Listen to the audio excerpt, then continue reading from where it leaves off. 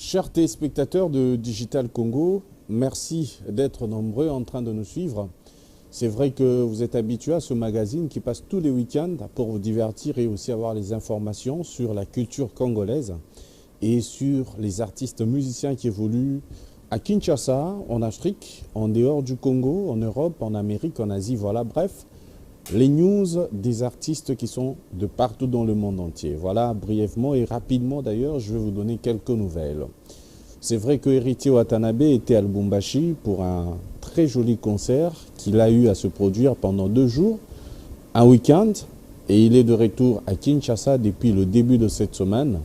Et puis nous sommes en train d'encourager cet artiste pour cet album qui vient de sortir, Mi-Ange, Mi-Démon, qui est en train de bien se comporter sur le marché de disques. Chers téléspectateurs, vous le savez bien, Balle de match, c'est cet album de JB Mpiana qui est tant attendu après plusieurs années et il vous promet de sortir cet album d'ici peu. L'artiste musicien continue toujours les travaux en plein studio et bientôt, après son voyage pour l'Europe, il est à Kinshasa pour quand même finaliser quelques sons et Balle de match sera bientôt sur le marché de disques. En attendant, il continue à préparer toujours quelques concerts qu'il fait en privé ou qu'il le fait déjà. Depuis un moment donné, JB Mpiana Papa Chéri ainsi que le Wingé BCBG est bel et bien en forme. Je vous informe rapidement que l'artiste musicien Ferregola, Jésus de Néance, a tenu une petite réunion, c'était en Europe avec le staff pour le concert qui sera pour bientôt en Europe avec son orchestre. Et je suis en train de vous rappeler qu'il va normalement jouer ce week-end en Guinée où il ira avec son orchestre. Nous sommes en train d'accompagner tous les artistes qui sont en train de bien faire leur travail. Et je vous rappelle que Dynasty, cet album qui est tant attendu, qui a réuni les anciens du groupe Wingé Musique à Maison Mère, suivi de cet album international de Ferregola, Jésus des nuances, tant attendu, sera bien sûr un bel album. Je suis en train de rappeler à tous les frères, amis et connaissances qui aiment le groupe Quartier Latin International. C'est vrai que ce groupe est en deuil parce que nous avons perdu le père d'une des grandes chanteuses de ce groupe. Il s'agit bien de Cindy Lecoeur. Le papa de Cindy Lecoeur vient bien sûr de nous quitter depuis le week-end dernier. Et je suis en train de présenter les condoléances à la famille biologique ainsi que la famille musicale de Cindy Lecoeur. Encore une fois, nous sommes des cœurs avec vous. Pendant que je parle, j'espère que vous avez déjà vu les photos de l'artiste ainsi que son père. Nous présentons nos condoléances à la famille du groupe Quartier Latin International, la famille professionnelle ainsi que la famille biologique, la famille Kunku. Chers téléspectateurs, parlons de Koffi Olomide. Il est à Kinshasa où il séjourne présentement et l'artiste toujours en train de préparer son concert U-Arena pour l'année prochaine. Il profite aussi pour faire quelques featuring avec plusieurs artistes à Kinshasa tout comme en Europe. Il est à féliciter encore une fois à l'artiste. Nous allons revenir en image, chers téléspectateurs, pour vous proposer l'artiste musicien Inosbi. Il vient de sortir ce featuring avec Rebo Chulio. C'est vrai, c'est une chanteuse qui a fait quelques tubes à succès qui sont en train de gagner dans les boîtes de Kinshasa. Cet artiste est bien suivi et beaucoup apprécié. Il faut toujours, comme on le dit, apprécier l'homme à son époque. Et encore une fois, beaucoup de courage pour Inosbi. Et la plus grande surprise pour vous, chers téléspectateurs, aujourd'hui, c'est notre invité. Il va vous faire énormément plaisir. Inosbi, bonsoir. Bonsoir, Willy Kayembe, vrai. Ah, et c'est Ngoyambayo, moi, Mikolo Belé. Ouais, ça fait longtemps, ça fait plaisir aussi. Et puis, félicitations à Moussala, Plateau Kitoko, ils ont continué à couper sa poste. Donc, je suis fier d'être là, en tout cas. Merci beaucoup, Inosbi. Je me rappelle quand je te vois directement, tu m'as dit il y avait de cela quelques années, le binanga vient à couper ma awa, na vendre sa makambo awa parce que makambo ezande a mamba musique. Moi, quand je reviens sur cette parole, je vois un jeune, un artiste qui s'est battu aujourd'hui, qui n'est pas seulement connu au Congo, en Afrique et dans le monde entier. Lelo Oyo, aux jeunes, mais au tenir Bendele à Congo, ça te fait quoi aujourd'hui après des années de devenir ce que tu es aujourd'hui? Merci pour d'abord l'appréciation et l'effort. Comme tu l'as bien dit, au fait, moi, ça me fait toujours plaisir de voir l'évolution. Oui. L'évolution d'abord personnelle, mais aussi l'évolution de toute notre industrie, comment on est en train de se démarquer. Donc, déjà place à repriser l'inspiration et belé, mais aussi nous, en tant que jeunes, aussi, on essaie de faire mieux que ce qu'on a déjà fait dans le passé. Donc, moi, je suis fier de voir comment il y a de bonnes personnes, Netio, Yosko, Bazo, Zouakatan, il y a quoi apprécier, effort, on a fourni, parce que ce n'était pas facile d'arriver jusque-là. Oui. Je ne suis pas natif de Kinshasa, mais toute la musique congolaise fonctionne selon Kinshasa. Oui. Donc, il fallait venir à Kinshasa, après Magamba concours, on s'installer très difficilement, on apprend des langues, une nouvelle langue qui n'est pas ta première langue. Pour à la base, moi je parle Swahili. Donc le Lingala, c'est une langue que j'apprends tout en faisant des tubes avec. Donc mais aux ça les langues en studio. Donc c'est beaucoup d'efforts. D'ailleurs, je pense que pour peut-être certaines personnes, ça peut être même impossible. Oui. Mais Dieu fait grâce, on est là, l'histoire continue, notre passé et notre présent nous permet de continuer à affronter notre futur, notre avenir. Quoi. Oui, tu as fait featuring avec Kofi, avec Werason, avec Diamond, avec tant d'autres, le dernier featuring avec Rebo. C'était comment la rencontre? Pour cette chanson. Oui, pour la chanson d'abord. Pour Yonare Bopé, la relation, tu comprends la ligne Koko Tasso na Mozindo na Mote. Et comprendre déjà. Rencontre Moko Ezaki pour un featuring. C'était juste le feeling. La musique, c'est le feeling. Donc vous avez déjà. C'est une chanson, oui, on se connaît depuis très longtemps maintenant, je pense. Depuis Nayakin, Rebo, je pense. C'est vraiment une personne qui a toujours été là avec moi et voilà quoi, on a une certaine complicité et quand... C'est professionnel ou même on peut dire privé? Nyoso, privé na professionnel. Donc il y a bien qui paraté. Pour Mutumo, Ayebi Singa Lobi, non, Oyebi Rebona Inos, Kaka Mingi Ta Lobi, Yabango, Tika, Yabaliza Bilo, Ababez, Basa Babilo, Nabamopona Babez. Ngana lobi na ebo yo loko fanda ngana ba onda kumoko oyebi ndenge basala ba be soki pe ba pesa na ba bizu to yebite mais au moins ngana omona lokwa ekomi mamba bolingo déjà buzz ngana zolo ba toujours moi je fais pas les choses pour les buzz batunde ba sepela na vie na biso ba moni yango buzz parce que je pense pas qu'on est les premières personnes yako sauf par exemple beaucoup tani bosali ma vidéo ya bien mutu moko sepeli nango akomi fan na makambo bozo sala yes comme on a un buzz non on vit une réalité ce que simbi mutu na nzoto eza donc eza ngo te eza réalité te donc on comprend te suko ko simba na yo na nazonga na question avant de se perdre au fait la chanson est question na yo intimité ndenge ozo expliquer que bo planifiaki na binote to comprendre que zaika bo vandaki à l'occasion mambo za ko sala ndolo bibon na minute to yemba na biso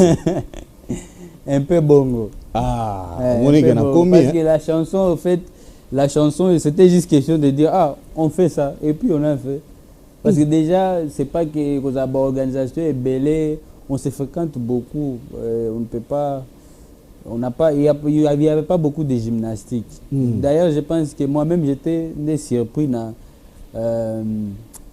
participation à Rebo Nanzembo parce que tu sais beaucoup de gens jugent Rebo que non à Mbagate à beta musique à Kobini ça et pourtant moi je la connais en tant que chanteuse batu bazande na problème ceux qui par exemple artiste abimisi eloko yangonde beti makasi na mtu na bango bakanisaka que c'est tout ce qui est là à proposer de même que moi aussi au moins mutu azokanisaka que yo koya na oyo ka yé déjà pona na onyo so proposa que c'est tout ce que tu as proposé pourtant bosani que eza na banzembo mususu o soki ayoki peut-être pe si ayoka ango mais seulement na loenge akino yebi tellement tout le monde quand on vient parler à la télé et on donne toujours certaines impressions que peut-être baninga ba osala boy menga na osala boy baninga ba osala boy menga na osala boy.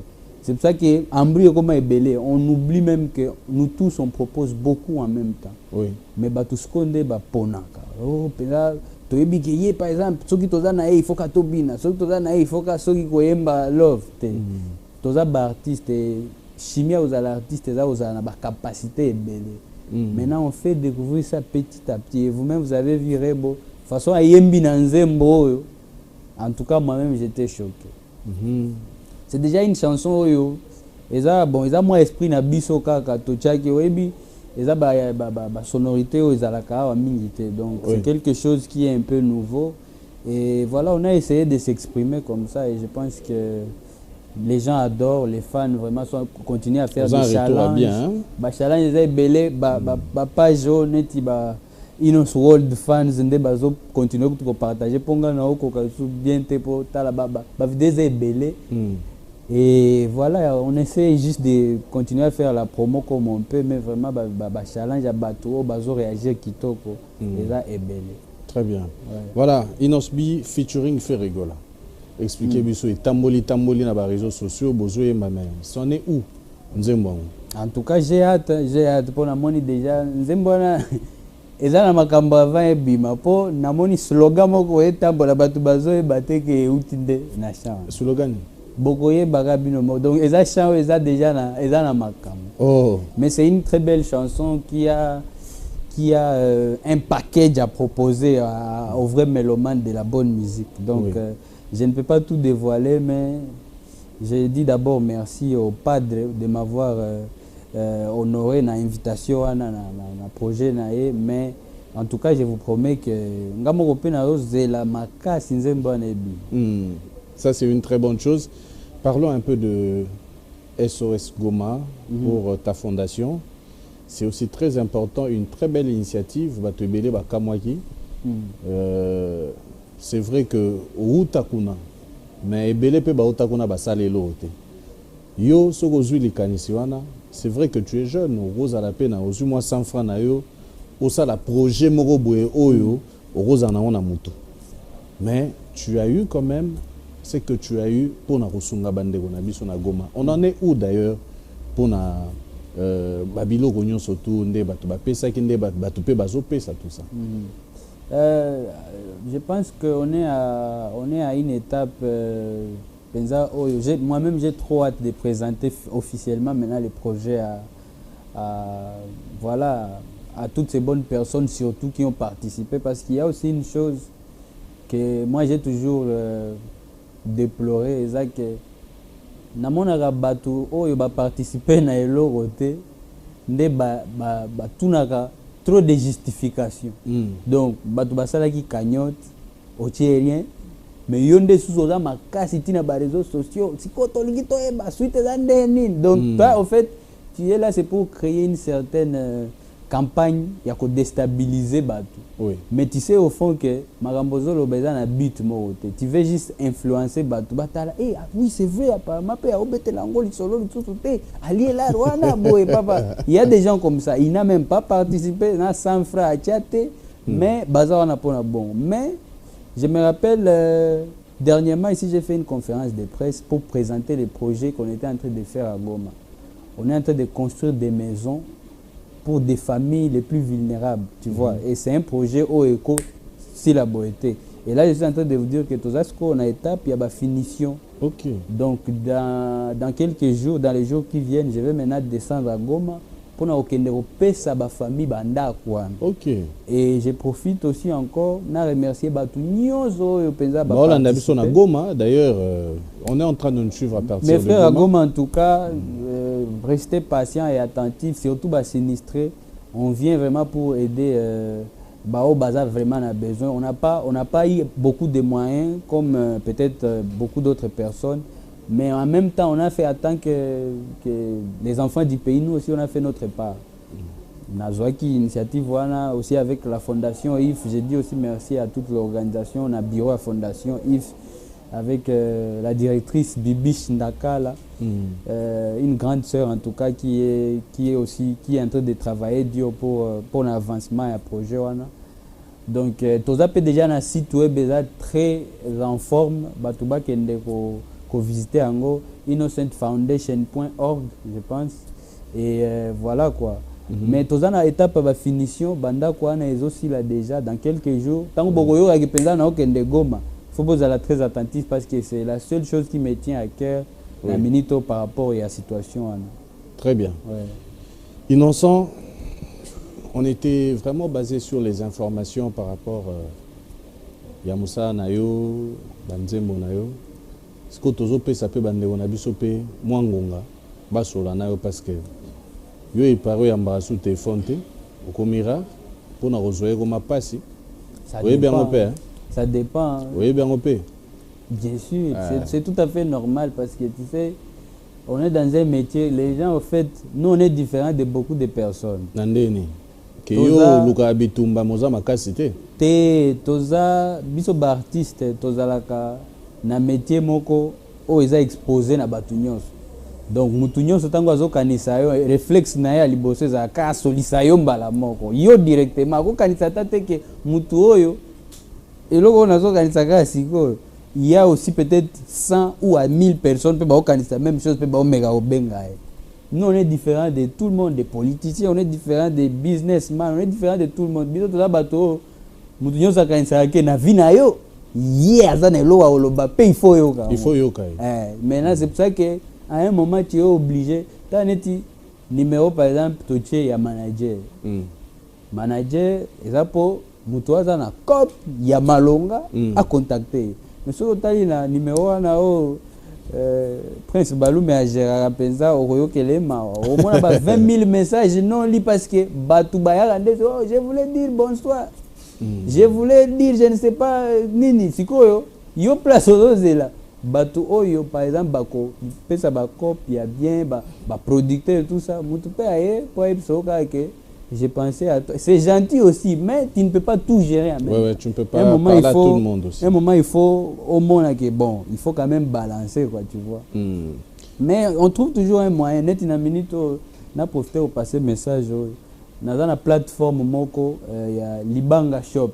Et la plateforme moko tu constater que batu balinga ba dédicace makasi ya ba vidéo. Mais on dit bon pour les la moins structuré Libanga Shop ba contacter biso. On avait aussi déjà même cette idée, je pense à l'époque même avec le boss Eric Mandala, je n'appelle si mbote que ce que lingi dédicace contacter bango nde ba organiser na équipe nanga ponga déjà tanga batinde linga ba combo na tangi yango na tindi et puis au lieu de la mutumoko ce qui n'a pas numéro na ce qui na ebi mutute attaque gentil yango sur base derrière ga mutuka komelinga bokangai ça langa vidéo eza anniversaire ya mwana nanga ou bien ça langa vidéo eza anniversaire à tel ou bien anga au fait si tu vois comment ça vient la quantité à ba demande il faut un moment. Faut gérer quoi. C'est ça. Ben Inosbi, nous allons faire intervenir quelques frères, sœurs, tout ça, des collègues. Parisha, tu vas nous aider déjà avec la première personne. Oyarokota po yo tambola no na balabala venati. Ndenge zala venaki ovaya na kwa mobo na nganda mobo sinon te scandale. Donc sikoyo je pense que au supporter yo kama sola balabala problème te supporter po yo balobi koma munoko makasi donc te batunde babanga kaso muto alobi lo mo ba ebike nzambe oyo ko boma business tanga mena ebike za vérité et comme obandi koloba olio oyaka na ba argument parce que muto amunoko makasi za muto aza na ba azo ya peut-être kaye azo critiquer sans objectif mais ce qui ozo pesa ba argument pour qu'on et l'homme est un but. Là, c'est bien. Très et bien. ça, moi, j'ai toujours été, même tant qu'on a critiqué, na chaque critique, et là, na but. Ce qui n'a pas de critique, ma finga, c'est que tu as solaté. Mais elle est belle, zate. On m'appelle moi Rankinier Ming, apparemment. C'est. Rankinier, Rankinier, d'accord. Question, question surtout, comme ça. Voilà. Et une question à Inosbi, parce que nous avons beaucoup de gens qui vont intervenir aussi. Voilà. Bonsoir Inosbi. Bonsoir mon frère. Moi c'est Bogart de la presse, Moukantombolo TV. Bogart de la presse. Voilà.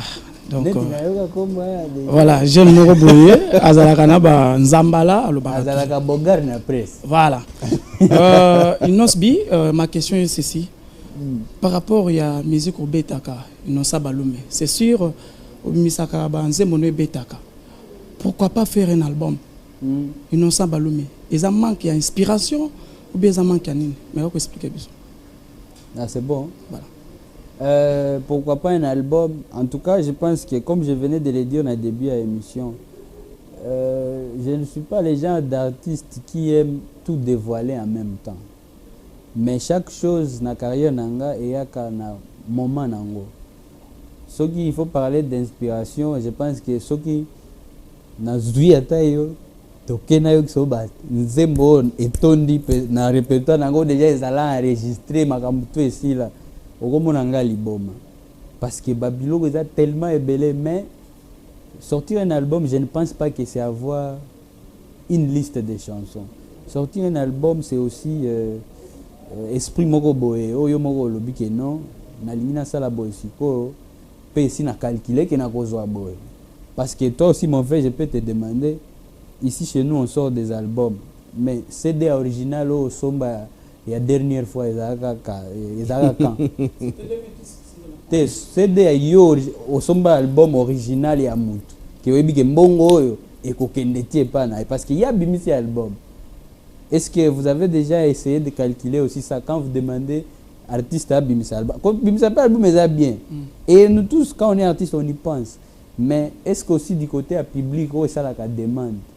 Tant que bosomba par exemple CD ya piraterie. Oh, tout le monde a balabala. Artiste a joué rien. Est-ce que vous vous êtes déjà posé la question, est-ce que bateau to senga album motema na bango yoka ndeni tango ba mona pe tozo consommer bango ka na piraterie? Ce sont là les questions qu'on ne veut pas aussi montrer à notre industrie. Donc il y a un problème. Toza na posato bimisa biloko. Mais pour des artistes qui évoluent et qui sont uniquement, par exemple, basés ici, comme moi, par exemple, exemple je suis uniquement basé dans le Congo. Les artistes résidents en France, ceux qui ont calculé déjà, en France, type boy, denga boy, na koleka boy, na porto, na kozwa boy. On calculé déjà ba vente nanga en France, c'est comme un type niveau boy. Non. Ils ont tous évolué à on a bled. Malgré que l'impact que ndapé bimisi solo libanda, mais oui big. Si je sors par exemple un album, je vais d'abord compter sur les bleds. Oui. Si on a bled, dernière fois où on a été des artistes, on a été CDP, c'était quand? Il n'y a pas édition et tondi, piraterie. Mais tout ça, ce sont des questions au fait que quand on demande les albums, il faut aussi se poser ces questions-là. Oui, oui. Donc, maître, il y a une main-d'œuvre qui suit au fait. Brièvement, ça va? Tu es satisfait? Ouais, très bien. Ok, merci le Bouga de la presse. Merci aussi pour la question. Ok, comme ça on va prendre une autre intervenante. Mais ça va, hein? Ça va. Question, ça va. Ouais, ça va, la question à kilo, hein? Ça va. D'accord. On va prendre une autre intervenante. Voilà. Bonjour, bonsoir, vous vous présentez. Bonsoir. Et une question pour vous. Bonsoir. Bonsoir Inospi. Bonsoir, les noms c'est comment? Moi c'est Astrid. Parlez un peu plus fort. Moi c'est Astrid. Voilà. Ma question voulait tourner sur votre clip Mémé. Voilà. Ce que je ne comprends pas, et je ne suis pas la seule, parce que vous avez d'abord choisi Mémé. Et puis, quand on voit bien la chanson... Les titres de la chanson. Les titres, oui. Et puis quand on voit bien la chanson, on sent que vous parlez de quelqu'un. Ah bon? Oui. Quelle partie? Bien... Pour être précise, par exemple. Ben d'abord, votre façon dont vous avez commencé. Et puis... Non, c'est... Non, attends, pardon, pour faciliter la question, il faut être précise, par exemple. Comment j'ai commencé? C'est un clip, c'est... Ils ont la parole, ils ont la image, il faut préciser. Le refrain, quand vous dites « Et si Kabazoka Tantaba, Moutoumeme Azoela », ça signifie... C'est pas trop compréhensible. En lingala, si tu traduis ça, comment on dit ça? Je sais pas, moi je te pose... Non, c'est en lingala, il faut traduire d'abord. Bon, non, mais c'est moi qui pose la question, vous êtes vous êtes obligé de répondre à la question. Ah, donc tu as fini la question. Oui, je crois. Bon, maintenant c'est ça. Tu sais, pour répondre à une question, pour venir avec une bonne réponse, il faut que la question soit stable. Toi-même, tu dis... Donc, tu veux dire que tu n'as pas bien compris sa question? J'essaie de comprendre la optique azo kende mais na ligi pe na aider avant poser la question. Il mo ko comprendre question azo poser. D'accord. Et si ka bazo ka tantaba mutu même azo welela. C'est les lingala. Tout le monde peut traduire ça, non? Ça a quel sens? Ça a le sens là. Et si là où on égorge une chèvre, nani mouton ezo welela. Au fait, c'est genre quoi? C'est eza code mais c'est comme c'est dire que souvent, on pense qu'on est en train de prendre une bonne décision. Et pourtant, on est en train de se mettre en danger. Et quand on est dans cet état-là, on a une position à même. Parce que même, au fait, place à Oyokaka Makelele à Bantaba, à Kansarakuna de sécurité. Ngana viva trop na ba animaux donc ba meme bantaba donc on expliquer que là azo kantabazo lela akanisi lokwa ka bazo ka tantaba mutu meme azo wela donc akende kuna poza na sécurité akuta ndeko na yaza kuna soki meme eke wela place ba égorger taba voilà yebe bako égorger. OK, mais si quoi ça bako de fait c'est une chanson qui a tellement un message codé. Si, au fait, moi, c'est plus donc facile. Donc, elle a raison de demander quand moi, même. Moi, c'est plus facile de comprendre. Moi, je pense qu'à un moment donné, ça sera facile de comprendre mes chansons si quelqu'un prend le temps de lui-même à sa traduction en zébo. C'est pas une langue. C'est pas, si par exemple, elle me pose une question, il y a place moi on a en anglais. Je vais voir que ils ont moins sens parce que c'est pas tout le monde qui parle anglais ici, mais au moins les lingala. Quand je dis ezalaga kobala na mungwa lelo boko misango mbongo. Avant to bala kobala na mungwa lelo komala.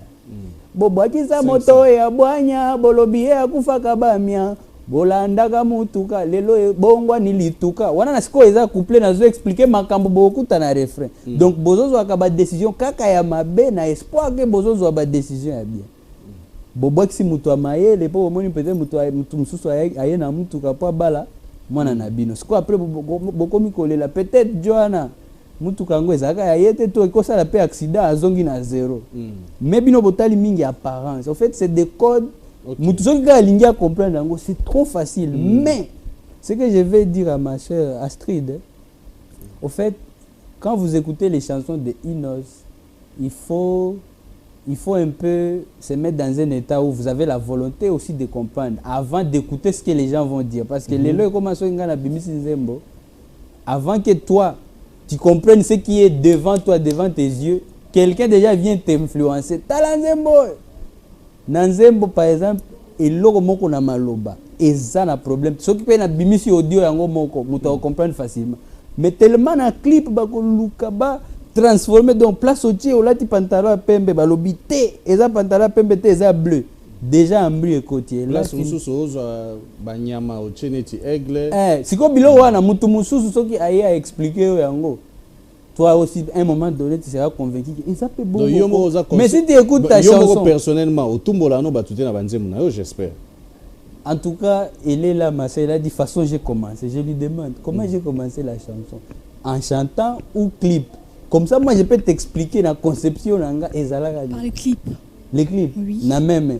Oui. Et bandi, bossa la attention à clip na rapport clip na rapport à été déjà ba clip à l'engete.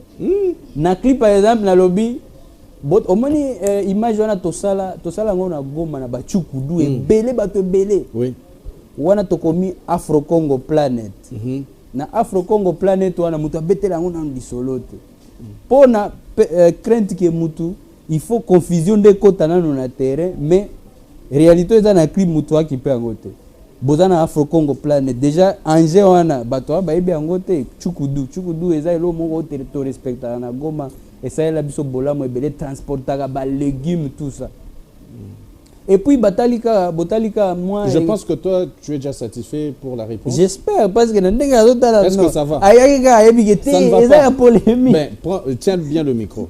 Qu'est-ce qui ne va pas? Ce qui ne va pas d'abord, c'est que moi je voulais savoir. Mémé. Pourquoi seulement ça? C'est Lingala. Mémé, ça veut dire quoi? Si, et puis le clip, ça commence par lancer. C'est comme si tu lançais à quelqu'un. Tu as lancé à, je crois que c'était un oiseau. Quelque chose. La lance en fait. Ça a un sens. Mais maintenant, je veux savoir c'est quoi le sens de cette chanson. C'est quoi le message en fait. Parce que tu as bien dit que c'est un message codé. C'est ce que tu sais que Kofi Olomide, ils ont un nini. Tiens, lance-pierre.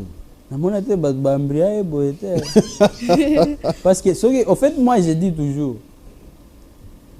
on fait des clips, on essaie d'entrer dans la imagination.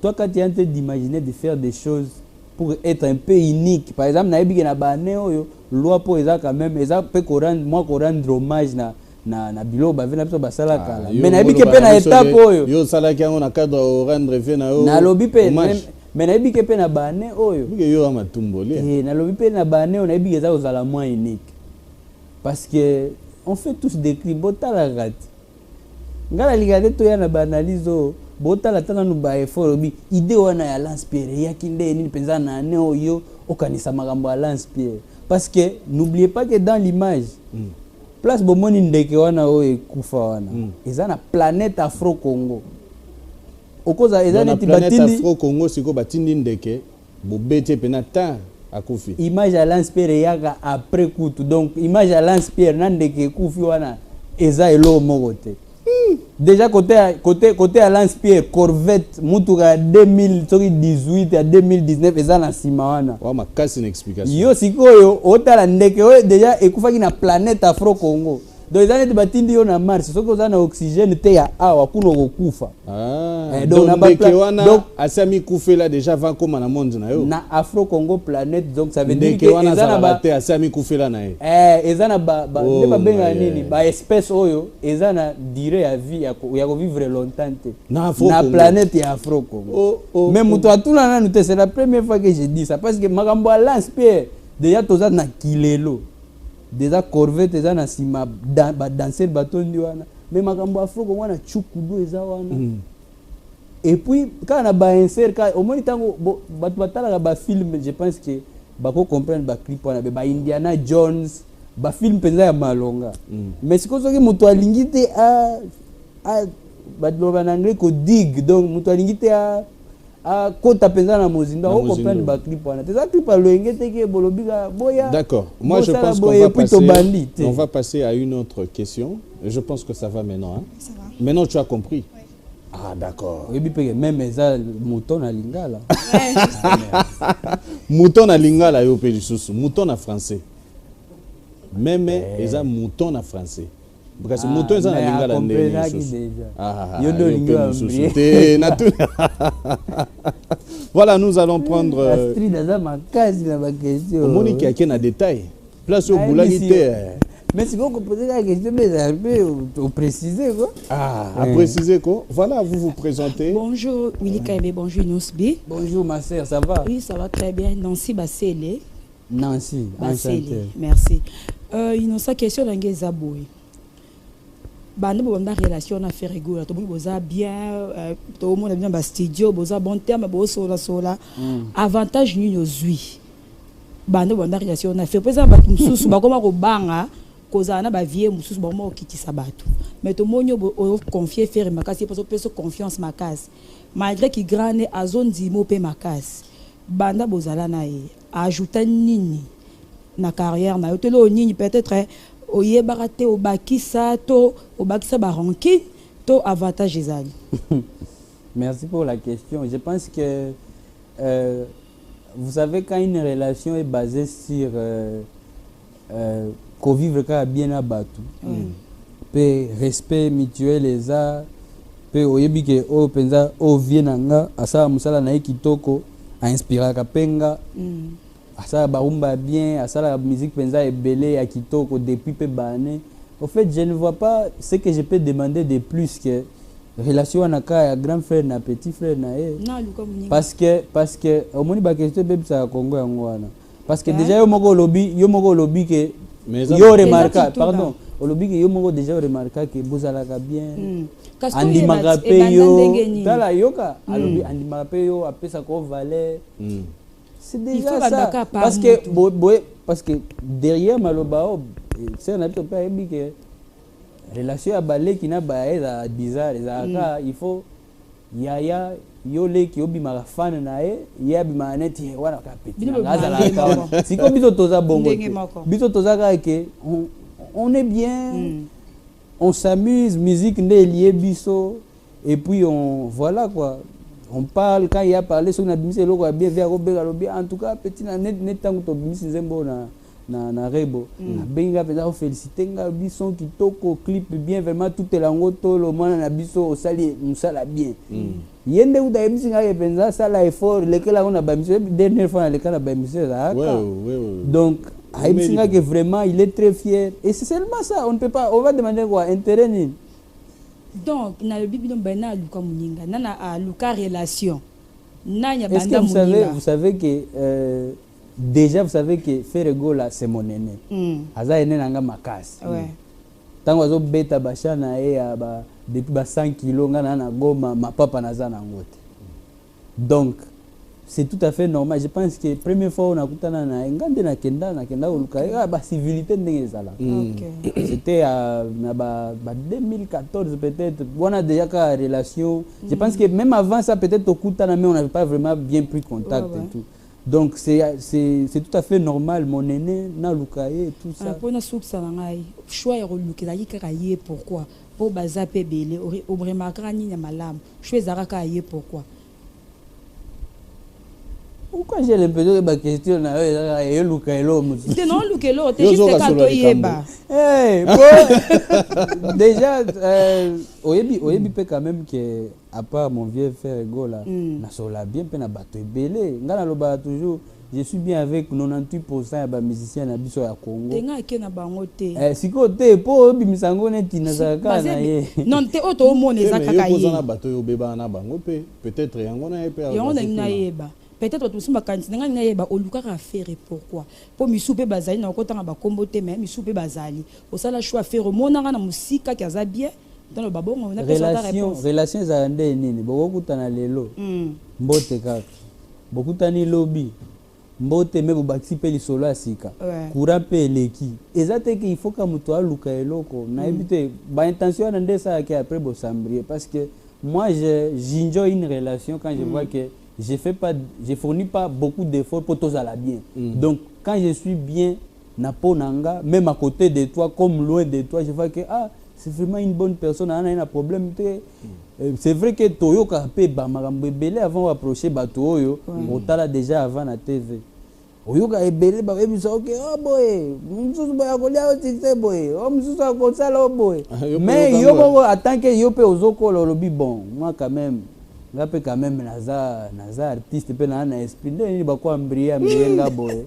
Il faut nga moko ndena yeba ka ba si j'ai envie de parler à quelqu'un, je peux pas koyoka babilo ba YouTube il faut na affronter réalité nga moko. Seulement ça et puis ceux qui n'ont luka mutu c'est pas nécessairement pour na tali lo moko na monika pas bakoluka ba intérêt wana trop direct on ça que batu ba s'embrier bien avant. D'accord. Merci. OK, merci félicitations beaucoup. Pour un clip. Merci beaucoup ma Très bien, merci beaucoup pour cette intervention. Inos B, dis-moi un peu. Aujourd'hui, aux leaders d'opinion, jeunesse balingio, bako retenir nini comme leçon na ba message na yo surtout na ba intervention na télévision parce que ebele bako m'appelle lésé ya koyoka ba réponse na yo par exemple sur ozo beta lisolo ba hypocrite bato baza ko envier ko defa biloko to ko luka ko landa yo pour na succès babilo mo ndenge wana ba moi lokwa tu te crois un peu trop supérieur par rapport à Baninga.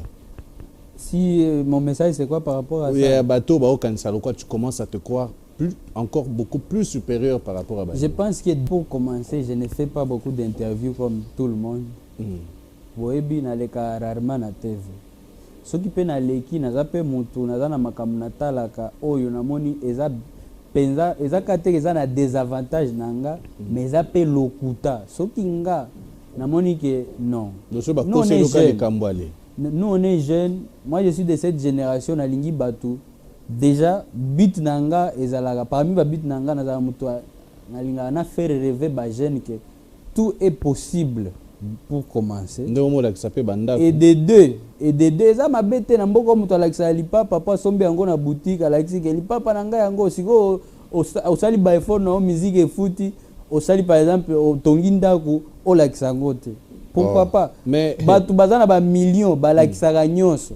Yo siko ozana ona ba millions te mais au sali loko bien au lakisa te pona. Oh mais discrétion peut compter. Yo kala na ebelo mdelo wana te?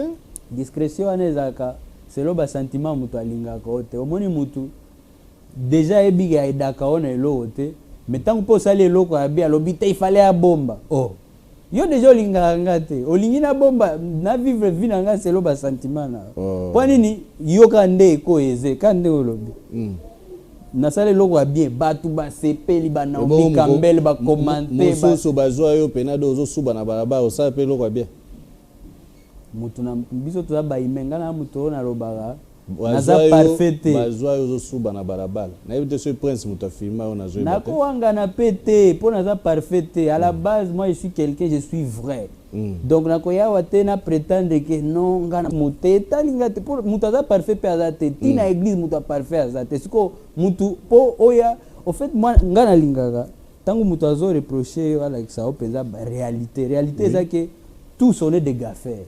OK.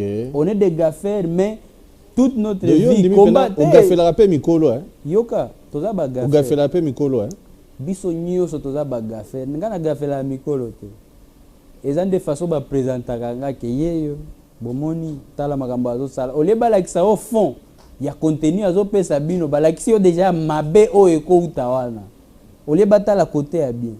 C'est pour ça que moi je dis je n'ai plus peur, il y a réputation batu ba créer selon réputation nanga o mutu a créer na mutu na e wana charge na e réputation yanga o na yebi o mama nanga abotanga yebi papa nanga yebi ba frère nanga ba yebi je suis un enfant très poli qui respecte batu pour de vrai ya ki hypocrite te ke o na la kisa o pona yebi ke jour kaka yo ozala na faiblesse nde na bomio oso bunda pe bitumba bo tokolati tokola ngawe bina kola ngalo botolo bo mwana tio bandi oyemba kala ngana kola na birerete tinda na ya wana baduza na ya wana makamba sipe obundela wa donc oyebi vina nga ya birerete kuno bunda pour le monde on peut ma bede na yebi pete on sa basponga bi na yebi pete beat te ya ba question na so eza to tout la to makamba ko eza déjà bien te parce que ça te na bomona lelo toza na mokili oyo makasi na opesa ko lakisi yango ka physiquement quelque part c'est ça responsable te même si un moment so que eza nécessaire ça yo sotaka na ba kit oza o mi filmer o mona ngo responsable ka makambo ya kolakisa o so ozo memali benende problème yebisanga siko na se motema na ba question beleo eza na basu question bit nango eza non po yo zelinga ko kimo bisa elongi mususu te ngana zolinga na inviter mususu mbango yawa po a poser question mais répondre yenana na répondre nani non répondre ngana nanu ndena nchutu na yo question siko eza ni pona o katikati ya réponse o ko tsama kamusu siko ngana olobani donc na okata yo pena do ozana réponse te na mamna otu na question nini na lingi na ye bon to zongela sune bandeli na question iboso atunaki mais ko katanga na réponse okoma ko lakisa ba bien ya unga na mabeza wapi déjà naza musicien baloba alesa musique hein naza musicien baloba alesa musique siko tango na olakisa ke musique nde lesa nga po et puis fona loba tu na comprends bien to lobby yo lobby nazo lakisa ba bien eza nini o lakisa ke okomi moi capable ko somba moi corvette ba yebi eza caracher na Congo eza yango moko eza te ba yebi ke osali boye yango ndozo lobati mais sikoyo nga na yebisi yo ekoleze batu ndeko eze ekoleze te ko eze batu na nini soki musicien o boloba yende alesaka musique yende alakisi ke musique elesa et puis bobo sani peke il y a pas un seul artiste congolais o ali ambongo depuis 12 ans tia komi na ba 24 ans oli ambongo musique kaka avivaka kaka na komi na mbongo musique il y a pas un seul o boko lakisanga ke boyebi depuis 12 ans musique nde eleisaka ye ndenga ye yo nazawa moko mona kaka ba déstabilisation que ya laisse la musique ndenge nini oh asala la promotion à YouTube oh yo artiste na olinga asala promotion te bato bazaka pa pena ko mifutela ba bien na ba hotel ba s'inviter na ba Grammy ba sali ba biloko ebele bango ba laisse la musique il faut ba réalité bato ba yebaka oui bambozo loba déjà mutu soka talia yoki mambozo loba comprendre maman abwakeli mutu boy te ngasi nde place ba loba ke yo za matumbo lio zo manquer respect na mikolo. Et tu m'as invité à Grammy et moko. Question là je pense que bato. Tu me répondre rassuré. Oui, comme vraiment intéressant ce. Nga na lobaka oyebi mabe bilo na lobaka yela na yebisa na loba makambu ya aller sans retour. Na yaka na ba argument parce que je suis là, je ne suis pas là pour des insultes. Net bato belé basa na YouTube, ozana ba argument te oye o lamu ke obandi o loba. Non, moi je viens je défends, comme on dit en anglais, I defend my craft. Donc, je défends mon contenu, tout ce qui est avec moi, ma personnalité. Ce qui est à mandu qui côté nanga. Ngana koya te na ba insulte, ngana koya na laksi bino boy.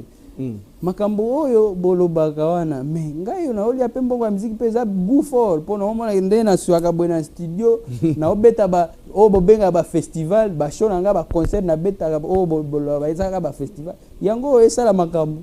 Peut venir continuer kitoko bao beaucoup misaka na omona moko azokoya moko et puis donc voilà on a quoi na barguiment na qu'est-ce que tu appelles kokoya par exemple nga nazo vivre boy moko azokoya qu'est-ce que tu appelles kokoya na moni oza prêt tokende la question yo sikozo kimanga so kana kanga bina eloko moko ale okomozongisa na mabakala mutu mususu ya kaka nous prenons une autre personne pour ngonga pezo kende émission na peso tikeli ne bolobi boza bana ifasiki na ebandeli olobaki bo yo komanoka matumbo le olobaki lo mo ye mo olobaki yango mais je ne pense pas pour la moni pe ba garde de la presse je ne pense pas que ça il y a tout le monde vas-y ouais bonsoir Inonce bonsoir mon frère ça va. Ça va, na c'est pas une manette na. Ah, tout ça échange quasi. Donc moi c'est Trésor Makenda. Yo te me pose un peu grand frère cappuccino que je te. Yeah. Pour la monnaie tita na monnaie que il faut ça. Na ose la paix anga. Ose la paix ayo, oyo izoya. Innocent Baloumé. 11 ans de carrière. Jour pour jour, 0 trophée. Jour pour jour, 0 trophée, 11 ans de carrière. Mais les gens te trouvent audacieux quand tu aimes se comparer à Batou Oyo Bazar. Bazar déjà, ils n'ont rien à prouver dans la musique congolaise. Voilà, c'est long, yo, to c'est long Batunyo. C'est la question. Ah, ouais. Et s'il est? Non, mais s'il était. Mais vous appréciez Bonnet. Tu pas déjà la monnaie et bandi mabe bon à répondre à la question. Et bandi mabe mais ils appellent question qui tombe ma casse comment on a ouais 11 ans de carrière sans trophée mais bato bazo trophée yo ba langage mon corps pas bien voilà déjà on a pas dit donc na ba ene na yo sikoy ba bato balimba ba c'est dit à quoi ba nombre de vie kaka to les années monter comme sobon c'est bon. Bon, on va petit à petit. Oh, cette question, moi, Kolia Tamingete. Na Kolia Tante, il faut l'expliquer. Ok, d'accord. 11 ans de carrière déjà. J'essaie de savoir c'est par rapport à quoi. Pour Bilo wana nyonso, bomba mabe, bato ebelende bayaka na ba sensibilisation wana kola. Ça a 11 ans de carrière. 11 ans. Tangu bato babanda ko compter carrière, babanda tangu mutoye bani to tango bandi au travail professionnellement qui a comprendre makambo na. Déjà pour moi 11 ans de carrière na Congo eza 11 ans ya koyeba na eza carrière. Na Congo ba ebi Innocent Baloumé na âge à 13 ans en 2010. Et gagner un concours n'est pas donc je vais dire pas même gagner, participer à un concours ne veut pas dire que au bandi carrière. Parce que ils appellent à Batebeleo, basala ba concours ba échoué. Donc bon contacter ba banda déjà na ba 2011 to 2010. Là neti tozala ebele na concours donc biso tout ce que le binga na 11 ans de carrière donc biso tout tozala na ba 11 ans de carrière. Ce qui est faux. Moi, je considère d'abord pour commencer que carrière nanga bandi professionnel, na bandi professionnellement en 2014. Pour Wanande na bandi ko bimisa son après son na kepe na beti moi ba show nanga na ba Hollande et tout ça. Pour moi là je commence à comprendre le business. Pour ceux qui na lobby pe jour et aliboso yoka komba mutu batangi yango na TV au compter ba ane o azala na musique. Au mona ke batupe bokiti sela ngabo matiselanga et kozala na sens. Ça c'est une chose. Avec 0 trophée. Il faut mettre la différence entre Moutouawele la trophée na Moutou Penza soki azana ngote. Parce que quand on dit 0 trophée, ça veut dire quoi? Est-ce qu'on y dit que nga ndeka na lobaka? Moi je suppose que ba trophée na nga ya malonga. Et ça ba trophée on a mona qui apporta quelque chose na vie nanga. Pourquoi je dis ça? Parce que trophée na nga liboso ezala na valeur à $25,000. Oh ya Vodacom si pesa ba bimsa ya manzanza. Ezala na valeur à $25,000. Ba trophée nanga mususu za tango na moni que musique nanga ezo futa na ebike ba para bazabi. Oui pourquoi na lobby bongo? Parce que ba trophée po ya selo pesa elengi ya Congo. Ba trophée wana pe naza nango me na betela yango na tutela yango tolote. Naza na trophée nanga par exemple, na trophée nanga moko nazwa 2 trophées soki African Talent Award na Côte d'Ivoire. Nazwa mibale na soirée moko. Mais par manque parce que l'organisation est une organisation Afrique. Par manque, il y a ceux qui nini, mokonde ya na kili. Maestro Azala Kuna, yende ayelanga. Tilelo, tellement nga na mona bo trophée c'est bien, merci beaucoup. Na sepe l'organisation, merci. Mais bon, pression na kolukango, tilelo eza kutu maestro ayebi. Na bossa na kokende ozwango. Aussi on comprend bien. Naza pardon, aussi ça qui déjà question. Il faut garder na répondre pour ba détails zebele. Na trophée msusu soki hapa award. Tilelo ifanda pas noli tambo na pesi mbote na Paris. Ah bon? Na toute la bilo wana tolote. Parce que moi je considère tokomi déjà na deux. Mususu kutu pe na mboka pona ko honorer batu na biso lokumu award. Wana za esala soki presque une année pas venanga moombi. Babenga nga mais obosani bor na omoko ezawa. Na lobi vraiment je suis désolé. Prince edenga vraiment. Wana 3. Ndule award na zo soki na année nini? 4 déjà. Sikoyo Babylon mususu za ba mérite banani mais problème za nini nga encore na lobby nga naza mutu oyo na monaka lelo toza génération oyo il faut batu ba mona réalité po baloba po yeba po trouver solution na problème il faut yeba nanu problème za nini oko trouver solution te soko yebi problème te nga je me suis déjà rendu compte que yebisanga naza seul jeune te oyo asala la musique. Mais évolution batu baza témoin ba ebige inosbi aza na makambo nakosi toto te wana kosi nakosi te anakosi te merci inosbi aza na makambo aza na makambo abeta banzembo yoka na kenda bamboka beta batu bazoyemba batu baebi mais est-ce que il faut na chaque fois biso na musique na Congo et comment il faut to mesurer ka succès na biso c'est l'organisation moko et koki kozala crédible ou pas mais to mesurer ba résultat na biso selon bato oyo bana ba convention na bango ba fandaki balobi ke biso il faut boye ngasiko naza na mutu moko naza mutu nanga peut-être ezalaka bien te selon bino na mutu nanga ezalaka bien te yango nazalaka soki na moni eloko ekwambrie vi nanga pamba meza na intérêt te na bwakisa yango makasi pe mbala moko nazelaka te po na ebike place makambo eza biso toza ba musicien to beta ba musique po tozwa la mutu akosa bino te siko soki nga na moni ke déjà business na ngai ekende bien bato ya malonga bapesa nga bakope pe ya malonga est-ce qu'il faut na lukana ba trophée na tangeli bino boyebi ke na ba même trophée wana boyoka déjà ke bato babetela yango nani babetela yango tolo tote ba African Talent Award wana ba Hapa Award boyoka yango mais est-ce que boyoka nga déjà na yo zono yango mais ochano makelele ti siko eza kutuna ndako te efandi place bato bazwango pona nga nde bazana yango donc il faut kutunga bo ipsa nga nde salaka effort o collecter ba trophée na yo pe otia na table muke o filmer pour c'est une bonne chose parce que merci a des trophées. On s'appelle quand même. Ouais, on s'appelle quand même. Ok, d'accord. Débat est changé. Je vais me lever avec toi. Je vais quand même te présenter un jeune.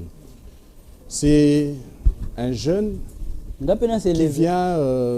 Oui, lève-toi aussi. Il vient des États-Unis.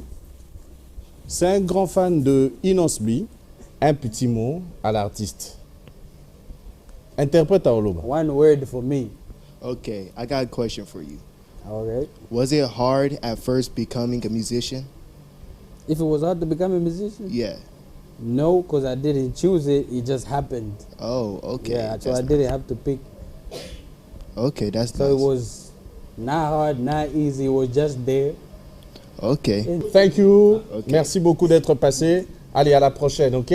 Okay. Très bien. Thank you, bro. Nice to meet you. I appreciate it, man. Voilà, on va finir par là.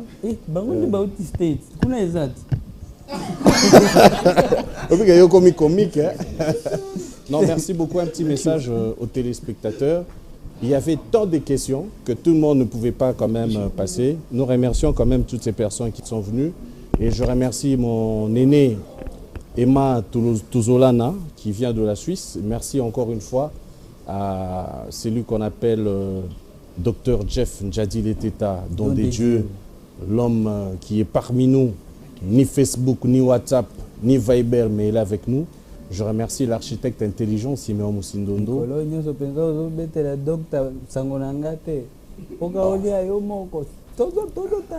De yo matumbolez aussi la tête. Ce qui toque, wana ku tolongwe kana ba trophée, so toke na ba disque d'or, wana ku toko cha munokote. To vanaka ki wana ku to débat na ngate po mutu pe azi yango. To zela. Batu bazwa, yo monate. Na yo ka ke bazwa metango ya maître bima na mona ke batu bite, apparemment eza yango te. Siko compteur ezonga na 0. Donc ezanga te. Nyoko ka po kongo comme annexe ya France. Voilà, nous allons finir par là. Merci à la grande équipe. Merci à toutes ces personnes qui nous ont suivis. Encore une fois, Maître Didier Mounangui, le fils de mon père, merci à toi. Eric Moké, merci à toi. Daddy Chic, merci encore une fois à toi. Patrick Chiro, merci à toi. Et merci à toutes ces personnes qui nous ont suivis de partout. Nous nous retrouvons prochainement. Merci beaucoup, Inosbi. Un petit mot. Merci à tous les téléspectateurs, mes fans. Merci pour le soutien. Nous avons déjà 2 millions de vues. Très bien. Donc, merci. Merci à Reb aussi pour le featuring. Merci à Sid Boy Manzaka Malion. Merci et bon séjour à Kin, à M. Salomon Ben Saloumou et Mama Tina Ngengele depuis State. Merci en tout cas à tout le monde. Merci à tous ceux qui ont participé à la cagnotte Nabiso et à SOS pour Goma. Bientôt vous serez fiers de vos contributions. Et puis merci à la fondation IF. Et merci Nayo, le docteur merci. Jeff Njadi. Toujours. Vraiment. Dans des jeux. Solo la guitare. Kalaming était. Merci beaucoup à Jean-Didier Mokili, Alain Kaboy. Merci vraiment à toi. Merci à Olivia Donaï, le mystérieux Darlin Feyi, joyeux anniversaire à Abdoulaye Sall, ABD de Paris. Merci beaucoup. Au revoir et à la prochaine.